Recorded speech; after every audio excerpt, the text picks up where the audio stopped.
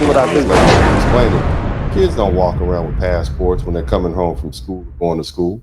They don't have that. You see, so if you can't prove your documentation, they're taking your kids off the school bus. And see, this is the type of backlash that you see happening to most of you all in the chat room. Like, man, that's not fair.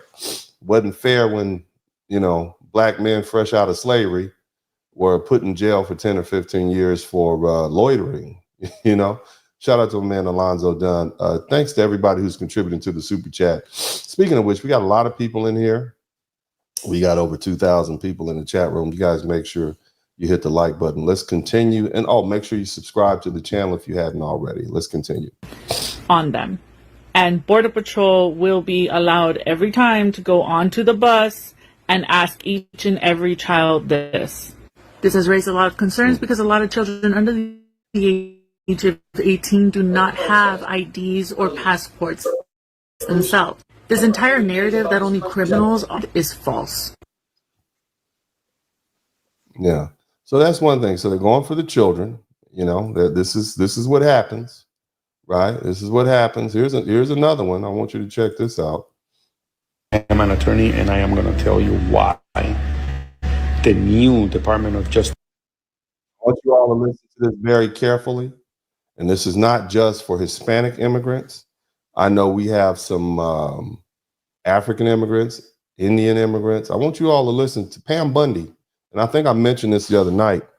They would have done better letting Matt Gaetz be the attorney general. But the Democrats decided to, find dirt on him and push him out. I don't think that was a good decision. I think Pam Bundy, and I've said this myself, I want you to hear what Pam Bundy just sent out to all the attorney generals around the country.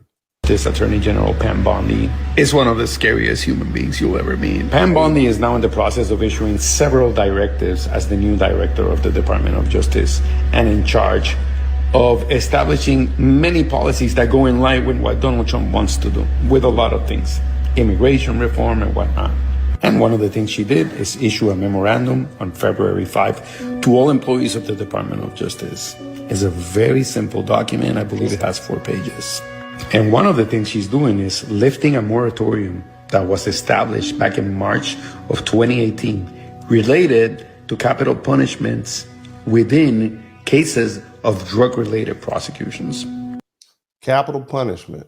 Capital punishment means the death penalty. Okay. So she's drug cases. You get caught with some dope, right? You're a drug mule. You may be looking at some dire consequences. But it also applies to non-drug related crimes committed by the cartels, who Trump has already signed an executive order saying that they are considered enemies of the state, enemy combatants, and also a terrorist organization. But here's the kicker, and I want you to read this and pay attention to what it says. It would also apply to aliens who traverse our borders without legal status in the United States and remain here. Therefore, did you guys hear what he's saying?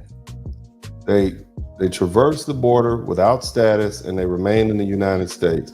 Now, this guy is a Hispanic attorney. I have not looked into this, but he's an attorney and he's vetted this information based on what I'm saying, based on what I think he's saying. Okay, and please, I don't know this gentleman. I'd invite him to come to the broadcast to explain in more detail, but I think what this man is saying, and I hope I'm wrong, but he's saying that they may be looking for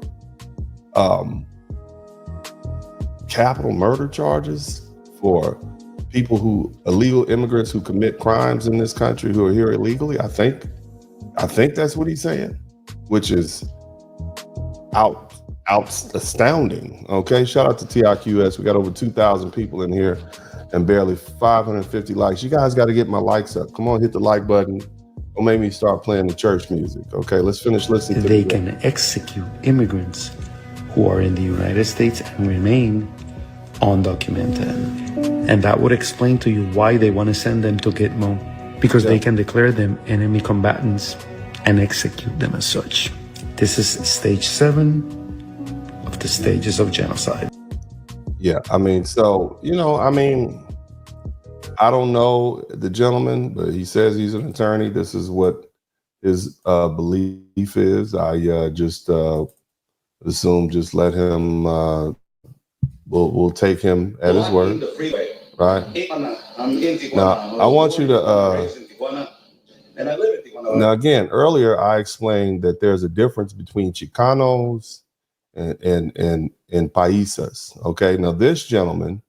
And see, so the term Latino, I think that's a term that we as Americans just label everybody Latino. That's just like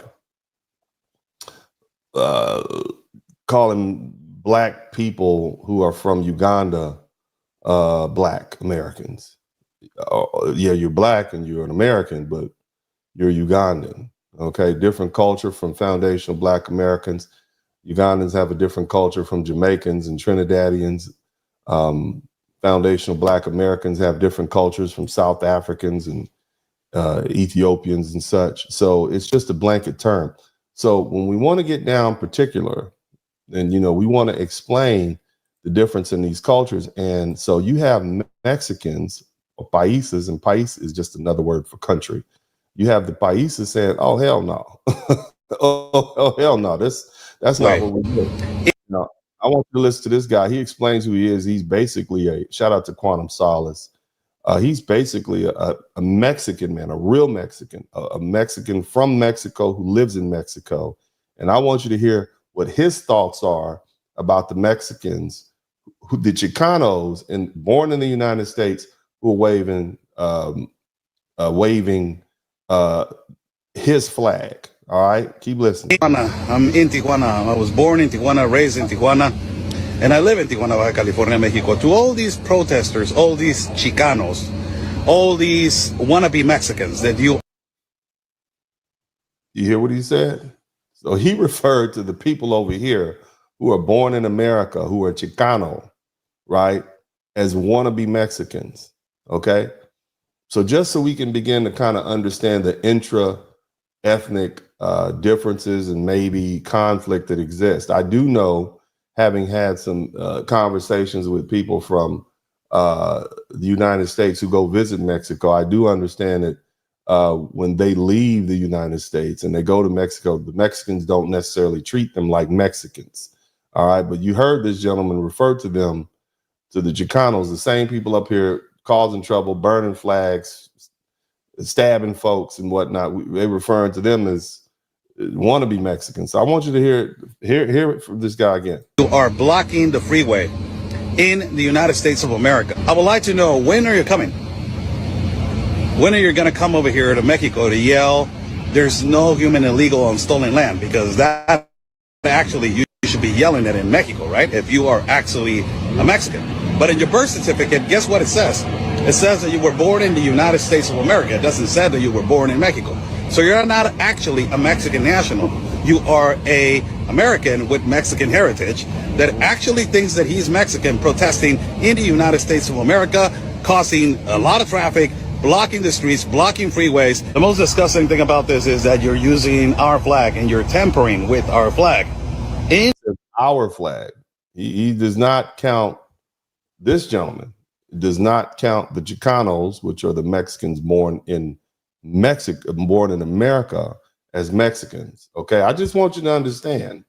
I mean, this has been the most succinct explanation of the relationship that exists between the Mexicans of the Americans of Mexican descent and the Mexicans who live in Mexico that I've heard, and rightly so, because they are literally up here causing division, causing trouble. And it's a problem. In a foreign land, you were not even born in Mexico. In our Constitution of Mexico, it says that nobody should have the right to tamper with our flag. It's against Constitution.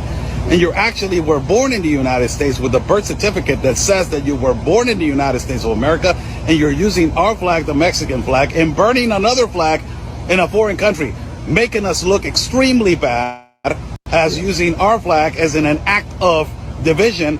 But not only that, burning another flag as an act of war. It is amazing to me that. What's going on in Mexico?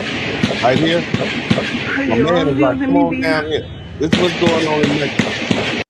This is in Mexico right here. And so you got these Chicanos in the United States burning flags, talking about Viva la Mexico, and this is Mexico. This is what's going on in real Mexico right now, okay? These poor ladies are literally trying to duck semi-automatic fire from apparently, narcos down in Mexico. And you got these spoiled, rotten kids, right, who don't appreciate what they have and don't appreciate what their parents did to get them up here to make sure they didn't end up like this. You see? There's another guy over there laid out.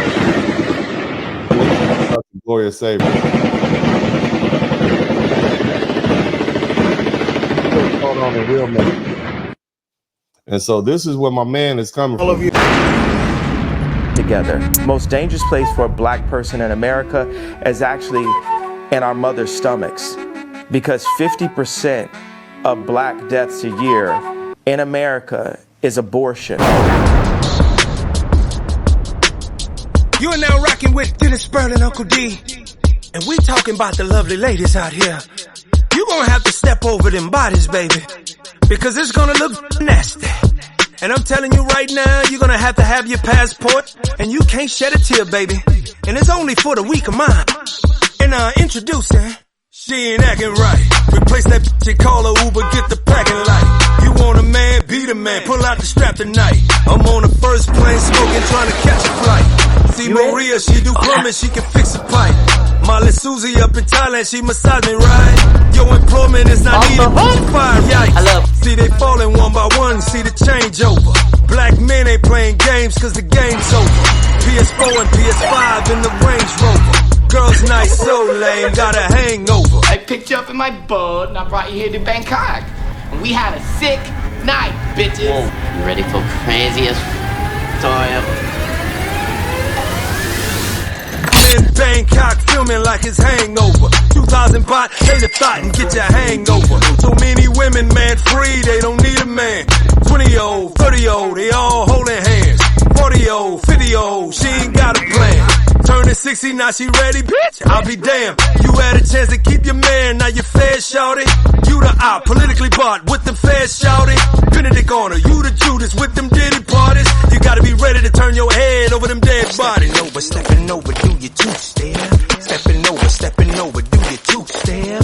Stepping over, do your two-step. Stepping over, do your two-step. Reproductive justice, baby, that's a murder. Reproductive justice, baby, that's a murder. Reproductive justice, baby, that's a murder. Reproductive justice, baby, that's a murder.